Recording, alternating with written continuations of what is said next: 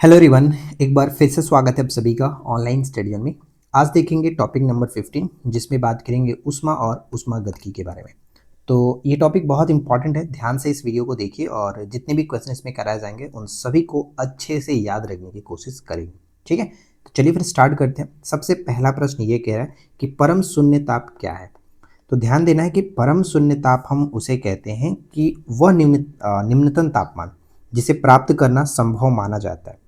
इस बिंदु पर पदार्थ के अणुओं की गतिज ऊर्जा यानी काइनेटिक ऊर्जा जो है शून्य हो जाती है और उनकी आणविक गति यानी मॉलिक्यूलर जो मोशन होता है वो रुक जाता है।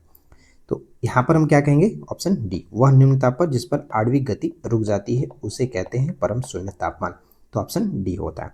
अच्छा, अगर परम शून्य तापमान की अगर हम बात कर रहे हैं तो उसमें उसका मान कितना होगा। जैसे कि अगर केल्विन में बात करें तो 0 केल्विन होगा। ठीक है, अगर हम सेल्सियस में बात करें तो सेल्सियस में ये हो जाएगा -273.15 डिग्री सेल्सियस। ठीक है, उसी तरह से अगर फ़ारेनहाइट में बात करें तो याद रखना है कि फ़ारेनहाइट में -459.67 डिग्री फ़ारेनहाइट हो जाएगा। तो ये तीनों याद रखिएगा, हो सकता है कभी कभी कुछ भी पूछ लिया जाए। राइट, चलिए तो यहाँ पे ऑप्शन डी हो जाता है। सेकंड प्रश्न आता है कि ठोस अवस्था से सीधे गैस अवस्था में परिवर्तन की प्रक्रिया क्या कहलाती है। तो ये हम जनरली जानते हैं, इसे हम लोग सब्लिमेशन यानी ऊर्ध्वापातन की प्रक्रिया कहते हैं। जब कोई पदार्थ को अगर हम गर्म करते हैं तो वो ठोस अवस्था से सीधे गैस अवस्था में चला जाता है, तो उस प्रक्रिया को हम लोग कहते हैं ऊर्ध्वापातन। Option B. राइट, नेक्स्ट प्रश्न है कि विशिष्ट ऊष्मा पदार्थ की प्रकृति पर निर्भर करती है, न कि उसके द्रव्यमान या फिर आकार पर। क्या ये कथन सही है? तो अगर हम देखें यहाँ पे हमें बताना है कि उपरोक्त में से कौन सा कथन सही है। तो पहला पॉइंट जो कह रहा है कि विशिष्ट ऊष्मा यानी स्पेसिफिक हीट पदार्थ की प्रकृति पर निर्भर करती है, न कि उसके द्रव्यमान या फिर आकार पर। तो ये पॉइंट बिल्कुल करेक्ट है कि कोई दिक्कत नहीं है। विशिष्ट ऊष्मा का मतलब विशिष्ट ऊष्मा एक गहन गुण होता है। यह केवल पदार्थ की प्रकृति जैसे पानी, लोहा, तांबा पर निर्भर करता है। यह इस बात पर निर्भर नहीं करता कि पदार्थ की मात्रा कितनी है।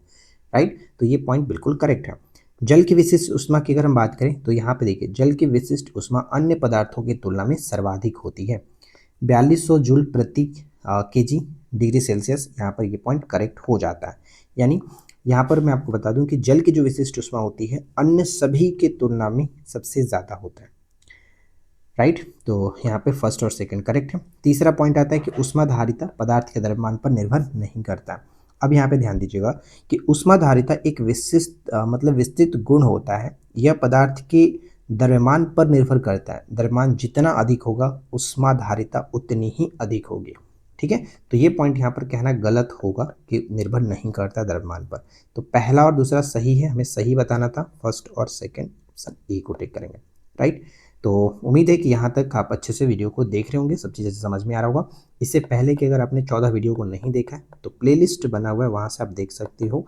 और साथ ही साथ अगर पीडीएफ की बात करें तो जैसा कि मैंने आपको बताया है, पीडीएफ आपको हमारे एप्लीकेशन पर मिल जाएगा। जब बर्फ़ पिघलती है तो उसके आयतन पर क्या प्रभाव पड़ता है। जब बर्फ़ पिघलती है तो उसके आयतन पर हम कह सकते हैं कि आयतन घटता है।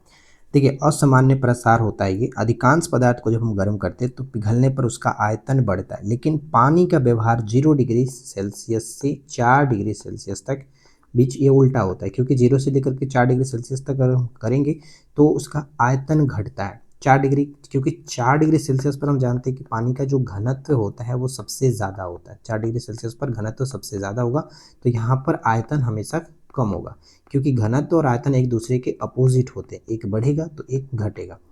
राइट, तो यहाँ पे कह सकते हैं ऑप्शन बी बिल्कुल करेक्ट हो जाता है। निम्नलिखित कथनों पर विचार करिए। पहला पॉइंट है कि ऊष्मा हमेशा उच्च तापमान से निम्न तापमान की ओर प्रवाहित होती है। ये पॉइंट बिल्कुल करेक्ट है, कोई दिक्कत नहीं है कि ऊष्मा गतिकी के दूसरे नियम के अनुसार हम जानते हैं कि ऊष्मा स्वतः हमेशा उच्च तापमान वाली वस्तु से निम्न तापमान वाली वस्तु की ओर तब तक प्रवाहित होती है जब तक उनका तापमान समान न हो जाए। ठीक है, ये चीज़ समझ में आ गया। अच्छा, सेकेंड पॉइंट ये आता है कि संवहन की प्रक्रिया केवल तरल पदार्थों और गैसों में संभव है। तो यहाँ पर हम ये भी कह सकते हैं कि बिल्कुल करेक्ट है, क्योंकि संवहन की प्रक्रिया और ये तरल, लिक्विड और गैस दोनों में होता है, जबकि चालन की जो प्रक्रिया होती है वो होता है केवल और केवल ठोस के अंतर्गत। ठीक है, तो यहाँ पर कह सकते हैं कि दोनों पॉइंट करेक्ट है। अब प्रश्न में पूछा जा रहा था कि असत्य कथन बताइए, तो कोई भी असत्य नहीं है, ना तो एक और ना ही दो। Option D. क्लियर हो गया। चलिए, अगला सवाल है कि ठोस कार्बन डाइऑक्साइड को सूखी बर्फ क्यों कहा जाता है। कई बार तो ऐसे प्रश्न पूछे जाते हैं कि सूखी बर्फ बताइए कि निम्नलिखित में से कौन सी है। तो ठोस कार्बन डाइऑक्साइड को सूखी बर्फ, ड्राई आइस कहा जाता है। अब प्रश्न यहाँ पर यह है कि क्यों कहा जाता है। तो कहने का इसका कारण ये होता है कि यह द्रव में परिवर्तित हुए बिना सीधे गैस में परिवर्तित हो जाता है, यानी एक तरह से ऊर्ध्वापातन ये दिखाता है। सामान्य बर्फ जो होता है वो जमी हुई पानी की बर्फ जो है वो जब पिघलती है तो वो पहले तरल अवस्था में बनती है, उसके बाद फिर गैस बन मतलब भाप बन करके उड़ जाता है। लेकिन ठोस CO2 जो है यानी कार्बन डाइऑक्साइड जो है उसमें क्या होता है कि गर्म करने पर तरल अवस्था में आए बिना ही ये गैस में बदल जाती है। ठीक है, सूखी होने के कारण चूंकि यह पिघलने पर किसी भी तरह मतलब किसी भी सतह को गीला नहीं करती है, इसलिए इसे सूखी बर्फ कहा जाता है। और एक चीज़ सबसे इम्पॉर्टेंट पॉइंट कि जो ड्राई आइस होता है इनका तापमान कितना होता है, मतलब इनका तापमान बहुत कम होता है, जैसे कि -78.5 डिग्री सेल्सियस। ये ध्यान रखेंगे, इतना से लेकर के ये तो आपका सेल्सियस में है, करेक्ट है, लेकिन अगर फ़ारेनहाइट में पूछ लिया जाए तो -109.3 डिग्री फ़ारेनहाइट होता है। क्लियर, तो ये सेल्सियस में, ये फ़ारेनहाइट में होता है, ये दोनों याद रखिएगा, क्योंकि क्वेश्चन अब पहले वाला जैसा नहीं रह गया है कि जिसमें सिर्फ आपसे ये पूछा जाए कि सूखी बर्फ किसे कहते हैं, ठोस कार्बन डाइऑक्साइड। ये बहुत पहले पूछा था, पहले का ट्रेंड था, लेकिन अब जो क्वेश्चन का ट्रेंड है वो घुमा करके पूछा सकता है। तो ये पॉइंट एक बहुत इंपॉर्टेंट होगा आपके पेपर के लिए, याद रखना बहुत ज़रूरी है। चलिए आगे बढ़ते हैं, यहाँ पर हम ऑप्शन डी को टिक करेंगे। नेक्स्ट प्रश्न आता है कि समतापी प्रक्रम। पहला पॉइंट है कि समतापी प्रक्रम के निकाय का तापमान स्थिर रहता है और यह बॉयल के नियम का पालन करता है। अब यहाँ पे देखिए, अगर हम बात करें कि बताना हमें असत्य कथन कौन सा है, तो पहला पॉइंट ये कह रहा है कि समतापी जो प्रक्रम है, समतापी प्रक्रम यानी आइसोथर्मल प्रोसेस, वह है जिसमें तापमान, यहाँ पे भी कह रहा है कि तापमान स्थिर रहता है, चूंकि PV बराबर NRT हम जानते हैं, PV बराबर NRT जो आदर्श गैस का समीकरण है, इसके अनुसार T स्थिर है तो PV बराबर कांस्टेंट होगा, PV बराबर कांस्टेंट होगा, यही बॉयल का नियम है। तो ये पॉइंट करेक्ट है, कोई दिक्कत नहीं। सेकंड कह रहा है कि रुद्धोष्म प्रक्रम में निकाय और वातावरण के बीच ऊष्मा का विनिमय शून्य होता है। कहने का मतलब ये कि रुद्धोष्म जो प्रक्रम होता है इसमें निकाय और परिवेश के बीच ऊष्मा का कोई आदान प्रदान नहीं होता। यह बहुत तेजी से होने वाली प्रक्रिया है, जैसे कि अगर टायर का फटना, वो अचानक से होने वाली प्रक्रिया होती है। तो फर्स्ट और सेकंड दोनों करेक्ट है। तीसरा है कि समदाबी प्रक्रिया जो है, समदाबी प्रक्रिया यानी आइसोबारिक जो प्रोसेस है वो आयतन पर निर्भर है। यहाँ पे दाब कह रहा है तो यहाँ पर आयतन नहीं होना चाहिए, दाब होना चाहिए था। ठीक है, जबकि सम, अगर जैसे कि अगर आयतन स्थिर वाला बात करें तो वो कह सकते हैं कि जिस प्रक्रम में आयतन स्थिर रहता है उसे सम आयतनिक प्रक्रिया कहते हैं। ये पॉइंट ध्यान में रखेंगे। तो यहाँ पर असत्य बताना तो केवल और केवल 3 असत्य होगा, ऑप्शन सी। नेक्स्ट है कि फ़ारेनहाइट और सेल्सियस पैमाने पर किस तापमान पर सम्मान जो है वो समान होता है। तो ये बहुत बार प्रश्न पहले भी पूछा था कि -40 डिग्री जो टेम्परेचर है उस पर सेल्सियस और फ़ारेनहाइट दोनों बराबर होता है, यानी ऑप्शन बी बिल्कुल सही होगा। ऊष्मागतिकी का प्रथम नियम मुख्य रूप से किस संरक्षण के सिद्धांत पर आधारित है। ऊष्मागतिकी का प्रथम नियम जो है वो ऊर्जा संरक्षण के नियम पर आधारित है। वास्तव में ऊर्जा संरक्षण के सार्वभौमिक नियम का ही एक रूप होता है ये प्रथम नियम, जो विशेष रूप से ऊष्मीय प्रणालियों पर लागू होता है। तो बी करेक्ट है। देखिए, मुझे नहीं पता कि आप लोग वीडियो को लाइक करते हो नहीं करते हो, मैं ये सब देखना भी बहुत छोड़ दिया हूँ, क्योंकि मैंने एक कमिटमेंट की है कि इस चीज़ को, इस सीरीज को मैं कंप्लीट करूँगा। चाहे आप लोग देखो ना देखो, लाइक करो ना करो, मुझे अब इससे कोई फ़र्क नहीं पड़ता है। इस बार मैंने कमिटमेंट की है कि इस सीरीज को 100 टॉपिक्स को मैं आपके सामने कंप्लीट करूँगा। ठीक है, और मैं पूरी कोशिश कर रहा हूँ। अच्छा, बहुत लोग का कमेंट ये आता है कि दिन में 4 वीडियो अपलोड करो। देखो भाई, मैं पहले जो था वो प्रॉपर एक यूट्यूब पे ही रहता था, लेकिन अब मेरे पास 9 to 5 का जॉब है। तो अब इस जॉब के साथ साथ 4 वीडियो करना पॉसिबल नहीं है। साथ में कंटेंट अच्छा देना, जैसे कि आप देख रहे हो इस टाइप के कंटेंट को बनाने में मुझे करीब से करीब एक वीडियो में 2 घंटे तो आराम से लग जाते हैं। पहले क्वेश्चन को अरेंज करो, फिर उसके बाद सारी चीज़ों को अच्छे से, एक्सप्लेनेशन को ध्यान से पढ़ो रखो, उसके बाद आपके सामने एक वीडियो को जनरेट करो, फिर एडिटिंग करो, तो बहुत सारी चीज़ें इसमें लगती है। तो 9 to 5 जॉब के साथ ये मैं 4 वीडियो आपको प्रोवाइड नहीं करा सकता हूँ। मैं पूरी कोशिश करूँगा कि 3 वीडियो दूँ, जिसमें जब मैं ज़्यादातर मतलब जिस दिन ऑफिस में काम नहीं रहता उस दिन मैं कोशिश कर लेता हूँ कि कंटेंट को ऑफिस में क्रिएट कर लूँ। तो इस तरह से मैं आपके सामने 3 वीडियो रखूँगा, लेकिन मैं ध्यान रखूँगा कि आपके एग्ज़ाम से पहले 25 तारीख तक मैं डेफिनेटली मैं गारंटी देता हूँ कि 100 टॉपिक्स आपका कंप्लीट कराऊंगा। बस आप लोग हमारे साथ बने रहिए, जो टॉपिक दिया जा रहा है आप उस टॉपिक को फॉलो करो, पीडीएफ जो दिया गया आप उसको रिवीजन करते रहिए। क्लियर? इससे ज़्यादा मैं कुछ नहीं कह सकता हूँ। तो चलिए फिर आगे बढ़ते हैं। नेक्स्ट प्रश्न आता है कि जो ब्लैक बॉडीज होते हैं यानी कृष्णिका जो है वे वस्तुएं हैं जो अपने ऊपर आपतित सभी तरंगदैर्घ्य के विकिरण को अवशोषित कर लेती हैं। ये तो पॉइंट बिल्कुल करेक्ट कह ही रहा है, इसमें तो कोई दिक्कत नहीं है। अगर आप सेकंड पॉइंट की बात करें तो सेकंड पॉइंट कह रहा है कि किरचॉफ के नियम के अनुसार अच्छे अवशोषक अच्छे उत्सर्जक होते हैं। तो यहाँ पर ये पॉइंट भी बिल्कुल करेक्ट है, मतलब जो अच्छा अवशोषक करता है वो अच्छा उत्सर्जक भी होता है किरचॉफ के नियम के अकॉर्डिंग। तो यहाँ पर सेकंड पॉइंट भी करेक्ट है। थर्ड पॉइंट कह रहा है कि स्टीफन का जो नियम है ये बताता है कि विकिरण ऊर्जा तापमान के चतुर्थ घात के समानुपाती होता है, यानी ई समानुपाती होता है टी के पावर 4। तो ये भी हमने डेफिनेटली पढ़ा रखा है। तो यहाँ पे कह सकते हैं कि तीनों के तीनों पॉइंट करेक्ट हैं, इसलिए ऑप्शन हम बी को टिक करेंगे। सत्य कथन बताना था तो बी करेक्ट हो जाता है। अगला सवाल पे आते हैं। नेक्स्ट प्रश्न देखिए, प्रेशर कुकर में खाना जल्दी क्यों पकता है, इसका कारण क्या? इसके पीछे का रीज़न अगर हम बात करें कि प्रेशर कुकर के अंदर भाप बाहर नहीं निकल पाता है, जिससे क्या होता है कि अंदर का वायुमंडलीय दाब बहुत ज़्यादा बढ़ जाता है और इस उच्च दबाव के कारण पानी जो है 100 डिग्री सेल्सियस पर उबलने के बजाय लगभग 120 से 125 डिग्री पर उबलता है। और ये कारण होता है कि जब 120 से 125 डिग्री टेम्परेचर हो जाता है, टेम्परेचर बहुत ज़्यादा हो जाता है तो खाना जल्दी पक जाता है, यानी बढ़ा हुआ, यहाँ पर कह सकते हैं कि बढ़ा हुआ दबाव क्वथनांक बढ़ा देता है। यहाँ पे ऑप्शन ए को टिक करेंगे। ठीक है। अगला प्रश्न, निम्नलिखित को सुमेलित करना है। लिस्ट 1 लिस्ट 2, एक तरफ चालन है तो चालन में हमने जानते हैं चालन जो विधि है, चालन विधि द्वारा जो पदार्थ गर्म होता है वो केवल ठोस में हो सकता है, यानी फर्स्ट का 2 के साथ होना चाहिए। फर्स्ट का 2 यहाँ पर भी है, यहाँ पर भी है। संवहन में हमने बात किया था, संवहन कन्वेक्शन विधि के द्वारा तरल और गैस दोनों में होता है। तो यहाँ पर बी का 3 के साथ मैच यहाँ पर दिख रहे हैं, तो इसलिए ऑप्शन ए बिल्कुल सही होगा। विकिरण के लिए किसी माध्यम की जरूरत नहीं पड़ती है, तो निर्वात यहाँ पर टिक कर सकते हैं। विशिष्ट ऊष्मा की इकाई क्या होगा बताइए? विशिष्ट ऊष्मा की इकाई क्या होगा? तो ऑप्शन बी जूल प्रति केजी केल्विन, जूल प्रति केजी केल्विन, ऑप्शन बी। चालन की प्रक्रिया के माध्यम से कण अपना स्थान नहीं छोड़ते, ये बिल्कुल करेक्ट है कि ठोस में जो मतलब ठोस पदार्थ गर्म होने के लिए जो है वो चालन विधि का इस्तेमाल होता है और इसमें क्या होता है कि माध्यम के जो कण होते हैं वो अपना स्थान नहीं छोड़ते, सिर्फ अपने स्थान पर रह करके कंपन करते हैं। तो ये पॉइंट बिल्कुल करेक्ट है, कोई दिक्कत नहीं। नेक्स्ट है कि संवहन केवल ठोस पदार्थों में संभव है, जी नहीं, संवहन जो है वो गैस और साथ में जो कि लिक्विड, ये दोनों में पॉसिबल है। क्लियर? तो यहाँ पे कह सकते हैं ये चीज़ गलत है, ठोस में केवल जो होता है वो आपका कंडक्शन होता है, चालन होता है। तीसरा पॉइंट है कि विकिरण को संचरण के लिए किसी माध्यम की आवश्यकता नहीं होती, ये हमने बात कर लिया। फर्स्ट और थर्ड यहाँ पर करेक्ट होगा, हमें सत्य ही बताना, तो फर्स्ट और थर्ड यहाँ पे करेक्ट है, ऑप्शन ए को टिक कर सकते हैं। अगला प्रश्न कि काले रंग की वस्तुएं सफ़ेद रंग की तुलना में बताइए कि क्या होगा?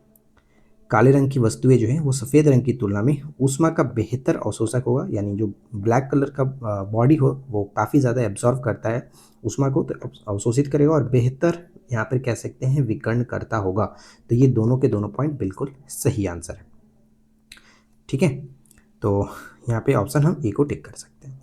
अगला प्रश्न क्या बनता है कि वाष्पीकरण की दर किस पर निर्भर नहीं करती है? तो ध्यान दीजिएगा कि वाष्पीकरण की जो दर होगा, इवेपोरेशन का जो दर है वो निर्भर नहीं करता है, जैसे कि सतह का क्षेत्रफल पर करता ही है, जितना ज़्यादा क्षेत्रफल होगा उतना ज़्यादा होगा। तापमान जितना ज़्यादा टेम्परेचर रहेगा उतना ज़्यादा वाष्पीकरण होगा। वायुमंडल में नमी अगर रहेगा तो जो वाष्पीकरण है वो कम होगा। तो यहाँ पर डेफिनेटली कह सकते हैं कि तीनों तो करता है, लेकिन चौथा तरल का कुल द्रव्यमान ये कोई डिपेंड नहीं करता, वाष्पीकरण की मात्रा मतलब वाष्पीकरण का दर इस पर डिपेंड नहीं करता। तो ऑप्शन डी होगा। केल्विन पैमाने पर मानव शरीर का सामान्य तापमान कितना होता है? तो जैसे कि सेल्सियस में हम जानते हैं कि 37 डिग्री सेल्सियस होता है और केल्विन में क्या होता है कि सेल्सियस प्लस 273 को ऐड किया जाता है उसे निकालने के लिए केल्विन में। तो अगर हम 37 को 273 में ऐड करते हैं तो ये आप देख पाएंगे कि 310 केल्विन बिल्कुल सही आंसर बन जाता है। अच्छा, अगर आपसे यही पूछे कि फ़ारेनहाइट में कितना होता है, तो फ़ारेनहाइट में हम जानते हैं 98 डिग्री फ़ारेनहाइट, इस तरह से हम निकालते हैं 98.7 इस करके होता है। तो ये पॉइंट आपको याद रखना है। चलिए आगे बढ़ते हैं कि यदि किसी गैस का आयतन स्थिर रखा जाए और तापमान बढ़ाया जाए तो दबाव पर क्या प्रभाव पड़ेगा? तो यहाँ पे आप ध्यान से समझिएगा कि ये जो नियम है, ये जो बात कही जा रही है, कथन जो कही जा रही है, ये एक नियम है जिनका हम नाम जानते हैं गै लुसाक। ठीक है, गै लुसाक नियम के बारे में जानते हैं। गे लुसाक, ठीक है। इस तरह से लुसाक नियम आप कह सकते हो। इसमें क्या होता है कि जो स्थिर आयतन पर गैस के दबाव और तापमान के बीच के संबंध को बताता है, यानी स्थिर आयतन पर गैस और दबाव के बीच के मतलब गैस के दबाव और तापमान के बीच के संबंध को बताता है। तो यहाँ पर बिल्कुल करेक्ट कह रहा है कि आयतन स्थिर रखा जाए और तापमान को बढ़ाया जाए, तो और यहाँ पर दबाव, तो ये दोनों के बीच के मतलब संबंध दिखा रहा है, तो ये तो पॉइंट करेक्ट कह रहा है। तो होगा क्या, इसमें होता यह है कि गैर-लुसाक के नियम के अकॉर्डिंग ये कहता है कि इस नियम के अनुसार यदि किसी गैस का आयतन भी यानी स्थिर रखा जा रहा है, स्थिर रखा जाता है और गैस का दबाव P, ठीक है, दबाव को अगर हम बढ़ाते हैं, P को अगर हम बढ़ाते हैं, तो यहाँ पे मतलब गैस का दबाव उसके परम तापमान के व्युत्क्रमानुपाती होता है। तो यहाँ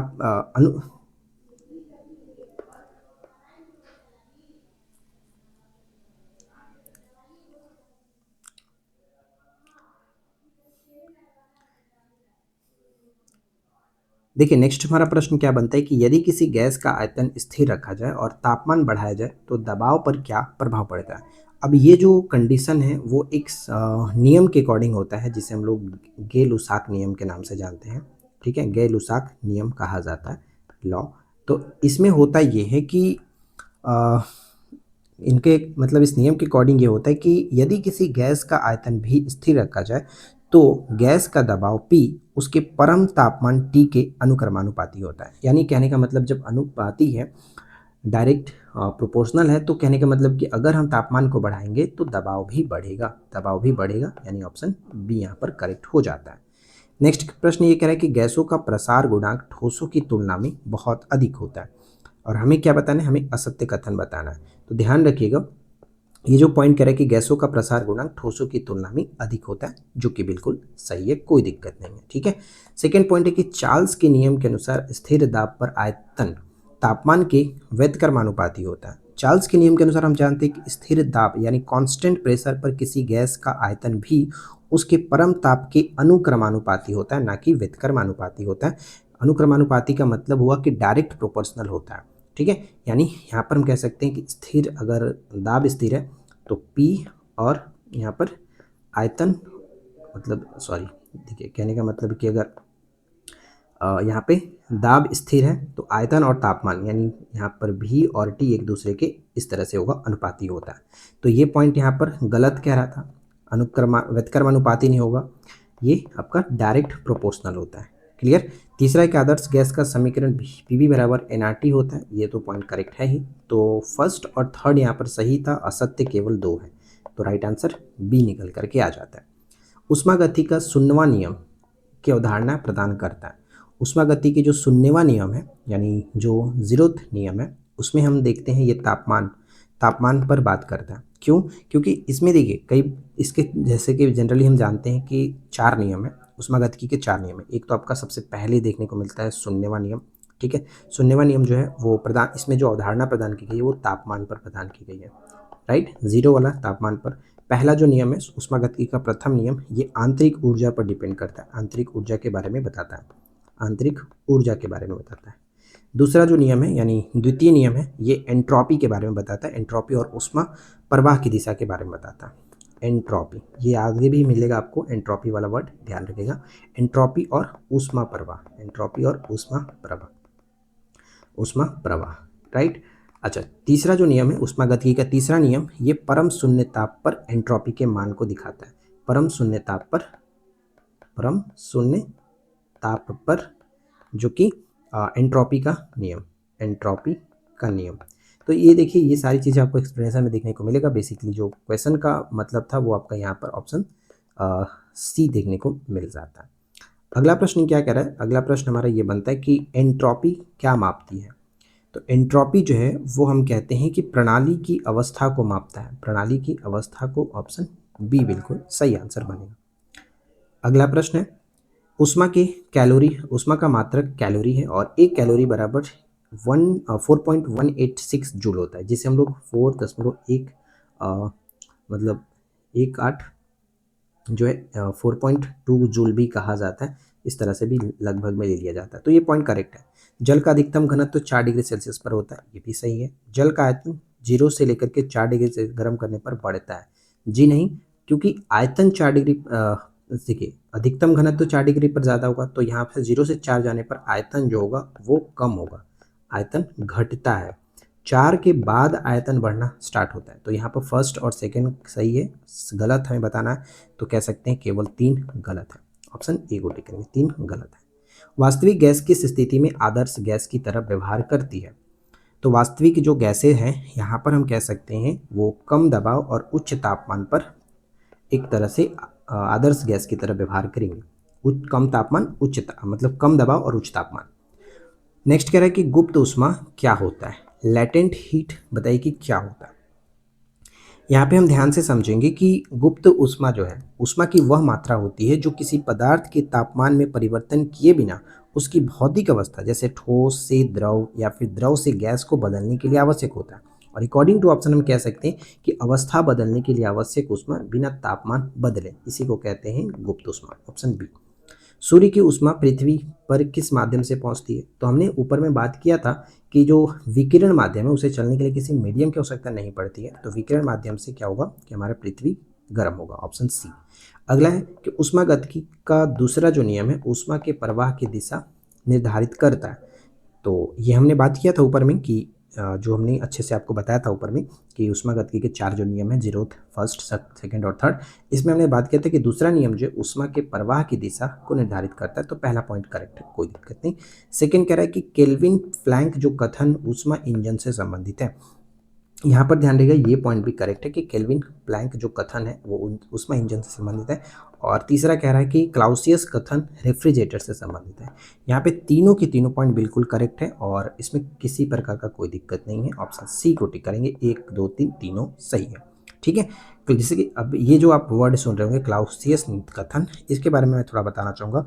ऐसी किसी भी जो मशीन होती है जैसे रेफ्रिजरेटर हुआ, हीट पंप हुआ, का निर्माण करना असंभव है जो बिना किसी बाहरी कार्य के ऊष्मा को ठंडी और वस्तु से गर्म ऊष्मा मतलब वस्तु से गर्म वस्तु की ओर स्थानांतरित कर सके, मतलब ठंडी वस्तु से गर्म वस्तु की ओर स्थानांतरित कर सके, ऐसा मतलब करना, निर्माण करना, ऐसा कोई भी मशीन निर्माण करना असंभव है जो बाहरी ऊष्मा के बिना ऐसा कार्य कर सके। ठीक है, अर्थात ये कह सकते हैं मतलब कि ठंडी वस्तु से ऊष्मा निकलने के लिए बाहरी बिजली खर्च करनी ही पड़ेगी। क्लियर? तो ये पॉइंट यहाँ पर तीनों के तीनों पॉइंट सही होगा, ऑप्शन सी को टिक करेंगे। अगला सवाल देखिए कह रहा है, पहला पॉइंट है कि वास्तविक गैसें उच्च दाब और निम्न ताप पर आदर्श होती है। हमने ऊपर में देखा था ये पॉइंट जो है वो गलत था क्योंकि जस्ट इसका अपोजिट होता है कि वास्तविक गैसें कम दबाव, हमने ऊपर में बात किया था, इक्वेशन डायरेक्ट आपको देखने को मिला था, कम दाब और उच्च तापमान होगा, उच्च तापमान पर तब जा करके वास्तविक गैसें आदर्श गैस बन पाती हैं, आदर्श गैस की तरह काम करती हैं। राइट, ये ध्यान रखेंगे। अच्छा, पहला पॉइंट तो गलत हो गया। वान डर वाल्स जो समीकरण वास्तविक गैसों के व्यवहार की व्याख्या करता है, इसमें कोई दिक्कत नहीं, ये सही है। तीसरा है कि आदर्श गैस के अणुओं के बीच कोई आकर्षण बल नहीं होता है, ये भी करेक्ट है।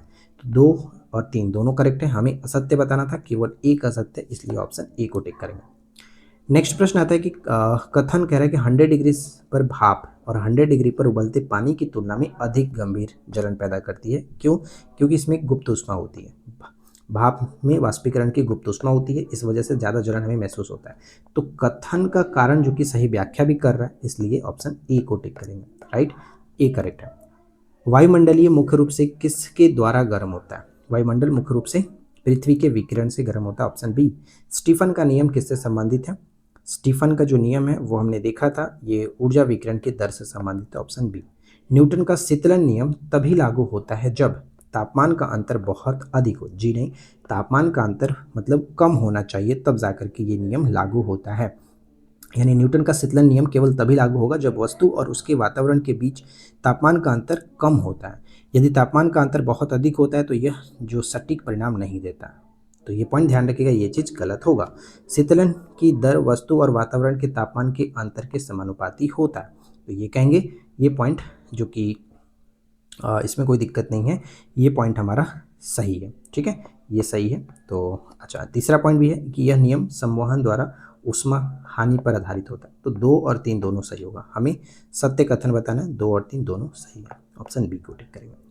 नेक्स्ट प्रश्न आता है कि निम्नलिखित में से किसकी विशिष्ट ऊष्मा सर्वाधिक होती है। स्टार्टिंग में हमने बात किया था कि सबसे ज़्यादा पानी का जो है जल की विशिष्ट ऊष्मा सबसे ज़्यादा होता है, करीब 4200 जूल केजी प्रति केल्विन इस तरह से होता है। तो ये आपको याद रखना है, मैंने आपको बताया। अच्छा सॉरी, ये मात्रक में थोड़ा गलती लिखा है, जूल प्रति केजी डिग्री सेल्सियस इस तरह से याद रख सकते हो, ये ध्यान रखिएगा। एग्जैक्ट अगर देखा जाए तो ये एग्जैक्ट होता है इतना होता है एग्जैक्ट इतना जूल प्रति केजी डिग्री सेल्सियस इस तरह से याद रखिए। तो ऑप्शन सी यहाँ पर करेक्ट होगा। अच्छा नेक्स्ट प्रश्न है कि बादलों वाली रातें साफ रातों की तुलना में गर्म क्यों होती है। इसका गर्म होने का कारण है होता है कि बादल पृथ्वी द्वारा छोड़ी गई ऊष्मा को वापस परावर्तित कर देता है, इस वजह से ज़्यादा गर्मी महसूस होती है। जब पानी को 0 डिग्री से 10 डिग्री तक गर्म किया जाता है तो बताइए इसका आयतन क्या होगा। पहले 0 डिग्री से लेकर के 4 डिग्री तक जो है इसका आयतन पहले घटेगा डेफिनेटली, क्योंकि 4 डिग्री सेल्सियस पर घनत्व तो सबसे ज़्यादा होगा इसलिए आयतन घटेगा, और 4 डिग्री से बाद जो कि 10 डिग्री तक कह सकते हैं आयतन बढ़ेगा।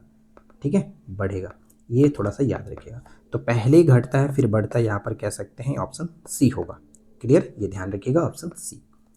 नेक्स्ट है कि त्रिक बिंदु वह स्थिति है जहाँ पदार्थ की तीनों अवस्थाएं साम्य अवस्था में होती हैं, ये करेक्ट है। तो यहाँ पे कह सकते हैं हमें बताना क्या है, हमें असत्य कथन बताना है। तो देखिए यहाँ पर ये पॉइंट जो कह रहा है कि त्रिक बिंदु वह स्थिति है जहाँ पदार्थ की तीनों अवस्थाएं समान होती हैं। तो पहला चीज़ तो मैं आपको बता दूं कि ये पॉइंट कोई दिक्कत नहीं है, ये सही होगा। वह स्थिति है जहाँ पदार्थ की तीनों अवस्थाएं साम्य अवस्था में होती हैं। ठीक है, मतलब कहने का मतलब ये हुआ कि वह विशिष्ट तापमान, त्रिक बिंदु सबसे पहले समझिए क्या होता है। त्रिक बिंदु ट्रिपल पॉइंट वह विशिष्ट तापमान और दबाव की स्थिति है जब किसी पदार्थ की तीनों अवस्था यानी ठोस, द्रव और गैस एक साथ ऊष्मीय साम्यावस्था में मौजूद होती है। इस बिंदु पर पदार्थ की तीनों अवस्थाओं के बीच कोई शुद्ध परिवर्तन नहीं होता, उसे कहते हैं त्रिक बिंदु यानी ट्रिपल पॉइंट। क्लियर, ये बिल्कुल सही है। अच्छा दूसरा पॉइंट कह रहा है कि जल का त्रिक बिंदु जो है वो इतना होता है 273.16 केल्विन होता है। तो यहाँ पर ये पॉइंट भी बिल्कुल करेक्ट है, कोई दिक्कत नहीं। त्रिक बिंदु पर दाब का कोई प्रभाव नहीं पड़ता है। यहाँ पर देखिए ये गलत हो जाता है, क्यों? क्योंकि त्रिक बिंदु केवल तापमान पर ही नहीं बल्कि एक निश्चित दबाव पर भी निर्भर करता है। जल के लिए यह दबाव जो है वो आपका 611.657 पास्कल के आसपास होता है। ठीक है, तो यहाँ पर कह सकते हैं कि दबाव पर कोई प्रभाव नहीं पड़ता, ये तो गलत होगा ही होगा। तो फर्स्ट और सेकंड सही है और गलत केवल और केवल 3 है, इसलिए हम बी को टिक करेंगे। न्यूटन का शीतलन नियम जो है कब लागू होता है? जब तापमान का अंतर कम होने पर। Right, option B. रुद्धोष्म परिवर्तन में क्या स्थिर रहता है? तो देखिए रुद्धोष्म परिवर्तन में ऊष्मा की मात्रा एक तरह से स्थिर रहती है और यह अचानक होने वाली घटना है। निम्नलिखित कथनों पर विचार करें। पहला कि पानी का घनत्व 4 डिग्री सेल्सियस पर अधिकतम होता है, बिल्कुल सही। 0 डिग्री सेल्सियस पर बर्फ का घनत्व पानी से अधिक होता है। अब यहाँ पर ये कहने का मतलब जो हुआ असत्य, ये चीज़ गलत होगा, क्योंकि 0 डिग्री सी पर बर्फ का घनत्व पानी के घनत्व से कम होता है। ठीक है, कम होता है, और यही कारण है कि बर्फ पानी पर तैरती है। जब जब पानी जमकर बर्फ बनता है तो इसके अणुओं के बीच एक पिंजरे जैसी संरचना, जिसे हम लोग मतलब कह सकते हैं कि केज लाइक स्ट्रक्चर बन जाती है, जिसके कारण इसका आयतन बढ़ जाता है और घनत्व कम हो जाता है। तो ये पॉइंट यहाँ पर गलत होगा, सेकंड गलत है, फर्स्ट सही था। तो केवल और 2 को टिक करेंगे, असत्य कथन। ठीक है, सेल्सियस पैमाने पर पूर्ण शून्य यानी जो एब्सोल्यूट 0 होता है इसका मान कितना होगा? सेल्सियस पैमाने पर पूर्ण जो शून्य होगा वो आपको देखने को मिलता है -273.15 degree Celsius. Option A correct हो जाता है। क्लियर। अच्छा नेक्स्ट है कि परम शून्य तापमान पर गैसों की गतिज ऊर्जा शून्य हो जाती है, ये तो बिल्कुल करेक्ट है, स्टार्टिंग वाले प्रश्न में ही देखा था, ये बिल्कुल करेक्ट है। अच्छा सेकंड पॉइंट कह रहे हैं कि सेल्सियस और फॉरेनहाइट जो स्केल है -40 डिग्री का समान पाठ्यांक दिखाते हैं, ये भी करेक्ट है। कि केल्विन स्केल का तापमान कभी ऋणात्मक नहीं हो सकता। यहाँ पर देखिए ये बिल्कुल भी करेक्ट है, कोई दिक्कत नहीं होगा। कहने का मतलब ये हुआ यहाँ पर कि केल्विन पैमाना जो है कि एक परम पैमाना माना जाता है जिसकी शुरुआत ही परम शून्य यानी 0 केल्विन से होती है। 0 केल्विन से होती है, जब शुरुआत ही 0 केल्विन से होती है फिर निगेटिव जाने का अर्थ ही नहीं बनता है। तो ये तीनों के तीनों पॉइंट करेक्ट है, इसलिए ऑप्शन सी को टिक करेंगे। ठीक है, तीनों करेक्ट है। पायरोमीटर का उपयोग क्या मापने में किया जाता है? तो पायरोमीटर बहुत उच्च तापमान मापता है, करीब 800 डिग्री सेल्सियस से ज़्यादा के तापमान को पायरोमीटर से मापा जाता है। जल का त्रिक बिंदु क्या होता है? तो जल का त्रिक बिंदु क्या होता है बताया गया था 273.16 केल्विन। यदि हवा में नमी बढ़ती है तो वाष्पीकरण की दर क्या होगा? हवा में नमी अगर बढ़ेगा तो वाष्पीकरण की जो दर है वो आपका कम हो जाएगा, घटेगा। यहाँ पे ऑप्शन बी, घटेगा। राइट। चलिए अगला सवाल। ऊष्मागतिकी का तीसरा नियम बताता है कि परम शून्य तापमान प्राप्त करना असंभव है। तो यहाँ पे ध्यान दीजिएगा, अगर हम बात करें पहला पॉइंट ये अगर बात करें तो ये क्या कह रहा है कि ऊष्मागतिकी का तीसरा नियम बताता है कि परम शून्य तापमान प्राप्त करना असंभव है। तो ये बिल्कुल सही कह रहा है कि ऊष्मागतिकी के तीसरे नियम में यह स्थापित करता है कि किसी भी प्रक्रिया द्वारा, चाहे वो कितनी ही आदर्श क्यों ना हो, किसी निकाय के तापमान को सीमित चरणों में परम शून्य तक नहीं घटाया जा सकता।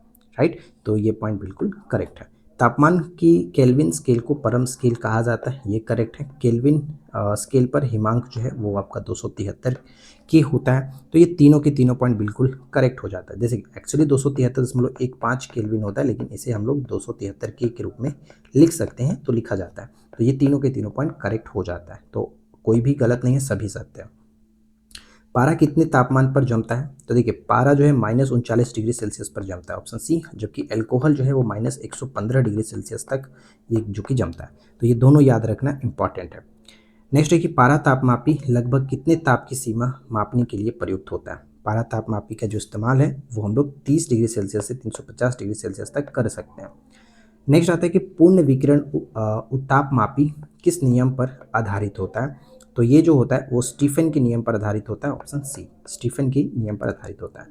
नेक्स्ट आता है कि संवहन विधि में ऊष्मा का संचरण किस माध्यम से होता है? संवहन विधि में ऊष्मा का जो संचरण होता है वो क्या है कि पदार्थ के कणों के स्थानांतरण के द्वारा होता है, जबकि ठोस में ऐसा नहीं होता। ठोस अपने स्थान पर रहते हुए कि कंपन करते हुए एक दूसरे को गर्म करते हैं। तो ये पॉइंट जो कि बी यहाँ पर सही होगा। नेक्स्ट आता है कि सूर्य की ऊष्मा पृथ्वी तक किस विधि के द्वारा पहुंचती है? इसका सही आंसर आप खुद नीचे कमेंट करके बताना कि सही आंसर क्या निकल करके आएगा। राइट। और हम बढ़ते हैं अगले प्रश्न की तरफ, इसका कमेंट करके आप बताना। अगला प्रश्न हमारा आता है कि न्यूटन के शीतलन नियम के अनुसार किसी वस्तु के ठंडे होने की दर उस किसके अनुक्रमानुपाती होता है? तो अनुक्रमानुपाती किसके होता है? तो यहाँ पर हम कह सकते हैं कि वस्तु तथा उसके चारों ओर के माध्यम के तापांतर के अनुक्रमानुपाती होगा, इसलिए यहाँ पर सी को टिक करेंगे। किरचॉफ के नियम के अनुसार अंधेरे कमरे में समान ताप पर गर्म करके रखी गई एक काली और एक सफ़ेद वस्तु में कौन अधिक जो कि विकिरण उत्सर्जित करेगी और अधिक चमकेगी? तो अच्छा अवशोषक ही अच्छा उत्सर्जक होता है, ये हम जानते हैं। तो काली वस्तु यहाँ पर ऑप्शन बी बिल्कुल करेक्ट आंसर बनेगा। ठीक है, तो ऑप्शन बी को टिक करेंगे। कुल मिलाकर आज हमारे पास ऊष्मागतिकी से इतने सारे ऊष्मा और ऊष्मागतिकी दोनों हमने कंप्लीट कराया। उम्मीद है कि वीडियो आप लोगों के लिए हेल्पफुल रही होगी। फटाफट नीचे कमेंट करके बताइए कि क्वेश्चन आप लोगों को कैसा लगा और ये सेशन कैसा लगा। चलते चलते क्यूज का क्वेश्चन भी एक आपके सामने मैं रख रहा हूँ कि किस पदार्थ की विशिष्ट ऊष्माधारिता अन्य पदार्थों की तुलना में सबसे अधिक होती है और कितना होता है ये भी आपको बताना है, ऑलरेडी बताया जा चुका है। ठीक है, पीडीएफ जैसे मैंने आपको बताया कि पीडीएफ के लिए आप एप्लीकेशन पर जा सकते हो। 2 बैचेस में पीडीएफ आपको देखने को मिलेगा। बिहार एसआई का जो सिलेक्शन बैच है उसमें भी देखने को मिल जाएगा, उसमें सारा चीज़ मिल जाता है, नोट्स वगैरह सब कुछ क्लियर। अच्छा, अगर सिर्फ आपको पीडीएफ चाहिए तो आपका 101 वाला बैच स्पेशल करके बनाया गया, लेकिन इसका बैच का प्राइस जल्द से जल्द आपका 149 होने वाला है। जितने लोग जुड़ना चाहें आप जल्द से जल्द जुड़िए, नहीं तो फिर आपका 149 होगा, लेकिन 149 के साथ इसमें आपको वीडियो वगैरह भी देखने को मिलेगा। ठीक है, वीडियो, ये जितने वीडियो आपको यहाँ पर देखने को मिल रहा है वो सारा वीडियो आपको वहाँ पर भी मिल जाएगा, क्योंकि यूट्यूब पर अगर आप रिवीजन करने जाओगे तो फिर आपको एड्स के साथ वीडियो देखना पड़ता है, तो जो थोड़ा इरिटेटिंग होता है। लेकिन अगर आप चाहते हो कि बिना किसी रुकावट के आप प्रॉपर तरीके से देखना, तो फिर आप पीडीएफ और वीडियो दोनों के लिए 149 वाला ये बैच ले सकते हो। लेकिन अभी 101 ही प्राइस है, तो अगर आप अभी जुड़ जाओगे तो बाद में आपको बेनिफिट मिल सकता है। तो बस इस वीडियो में इतना ही फ्रेंड्स, मिलते हैं नेक्स्ट क्लास में नए टॉपिक के साथ। Thanks for watching, keep learning, have a good day.